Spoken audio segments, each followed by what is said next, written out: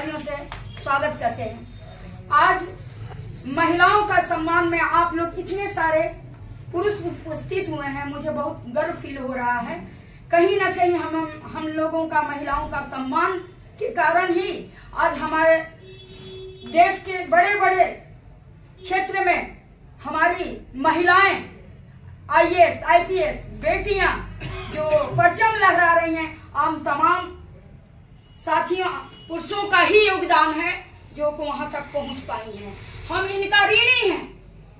समाज सेविका, शिक्षिका जो संघर्ष करके उस समय इन्होंने ज्ञान का दीप जलाया, जिस समय ज्ञान महिलाओं के लिए कोसों दूर था। तो इनको हम जितना नमन करें बहुत कम है। आज हम उन तमाम सपनों को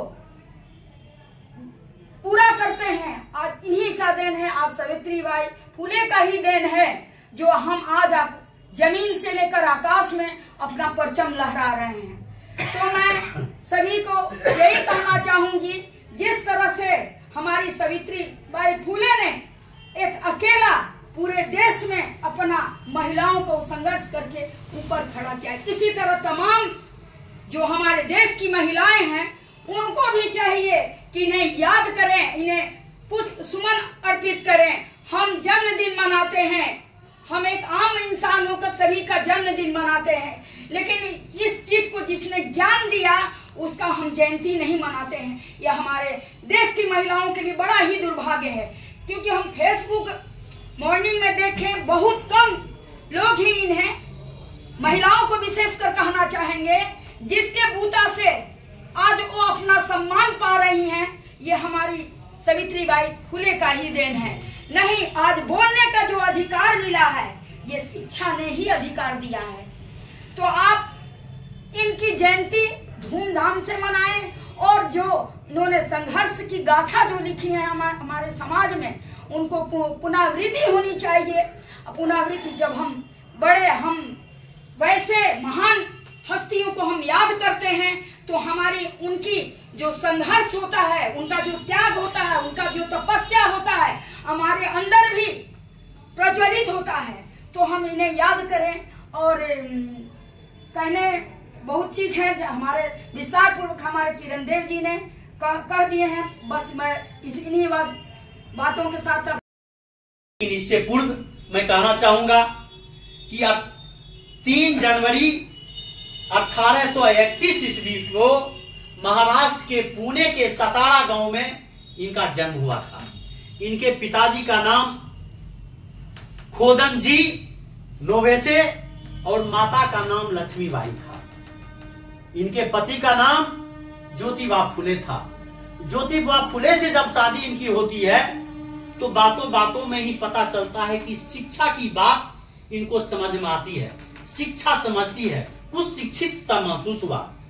तो इन्होंने देखा कि हमारे समाज में, शूद्र समाज में, चूंकि ये मालिन जाति से आते थे, तो माली समाज में शिक्षा नगण्य था और शिक्षित थे सारा समाज। तो वैसी परिस्थिति में, जिस परिस्थिति में शिक्षा का लेने का हमें अधिकार नहीं था, संपत्ति रखने का अधिकार नहीं था, उस समय में इन्होंने आपसी सहयोग से एक पीपल के वृक्ष तले में इन्होंने एक शिक्षा का केंद्र खोलने का काम किया और अपने समाज को लोग को पढ़ाना चालू की। जब वह एक अपने घर से लेकर के उस शिक्षा केंद्र तक जाने के क्रम में मनुवादियों के मोहल्ले से गुजर करके जाना होता था, तो ऐसी स्थिति में वो मनुवादी लोग, सामंतवादी लोग, जमींदार लोग इनके कपड़े पर, इनके शरीर पर कीचड़, पैखाना, गोबर और धूल फेंकने का काम करता था, इन्हें अपमानित करने का काम करता था और कहता था सीधे तौर पर, अरे मलेनिया तुम पर मास्टरनी हो गई है, पढ़ाने के लिए चली है। इस तरह से कमेंट्स किया जाता था। और वहां जाकर के पीपल वृक्ष के निकट नदी बहती थी, वहां फिर से वो स्नान करती थी, कपड़ा बदलती थी, तब बच्चों को पढ़ाने का काम करती थी। इतनी बड़ी संघर्ष के बाद देखा कि धीरे धीरे करके उस जगह छोटा सा कुटिया स्कूल खोलने का काम किया, समझ लेने का काम किया, जला दिया। और ऐसी परिस्थिति में फातिमा बाई जो मुस्लिम समाज से हैं, जो आर्थिक रूप से सबल थी, उनसे मिलकर के उन्होंने अपने घर में जगह देने का काम किया और वहां स्कूल खोलने का काम किया, स्कूल को स्थापित करने का काम किया और इस प्रकार से अपने समुदाय के लोग, अपने बिरादरी के लोग को शिक्षा से जोड़ने का काम किया। पहला स्कूल स्थापित करने का काम किया और शिक्षा का दीप जलाने का काम किया। आज के तारीख में यदि कहा जाए तो सच्चे अर्थों में कोई सरस्वती शिक्षा की देवी नहीं है। यदि शिक्षा की देवी है तो सच्चे अर्थों में सावित्रीबाई फुले है, जो प्रथम शिक्षिका के रूप में, समाज सुधारक के रूप में अपना योगदान देने का काम किया समाज में। इन्होंने सिर्फ शिक्षा की ही बात नहीं किया, अपने समाज में जो बाल विवाह उस चिता पर जला दिया जाता था, उस सती प्रथा को भी इन्होंने रोक लगाने का काम किया। ये विषमता के खिलाफ अपनी आवाज बुलंद की, समानता के लिए, महिला सम्मान के लिए इन्होंने आवाज बुलंद करने का काम किया। आज वो सच्चे अर्थों में, आज अगर कहा जाए तो शिक्षा की देवी, समाज सुधारक सावित्रीबाई फुले हैं। इसलिए आज इनके जीवनी, व्यक्तित्व, कृतित्व से हम लोग को सीख लेना चाहिए, संकल्प लेना चाहिए। और आज भी हमारे समाज में कई महादलित लोग हैं जहां शिक्षा का दीप नहीं जल रहा है। आज हम लोग को जरूरत है, हम जैसे सामाजिक कार्यकर्ताओं की जरूरत है, सरकार को जरूरत है, प्रशासन को जरूरत है कि ऐसे जहां शिक्षा का दीप नहीं जल रहा है वहां शिक्षा का दीप जलाने का काम करें। साथियों, हम कहना चाहेंगे आज हमारे देश में आज शिक्षा का सांप्रदायिकरण किया जा रहा है, शिक्षा का भगवाकरण किया जा रहा है, शिक्षा का निजीकरण किया जा रहा है, शिक्षा का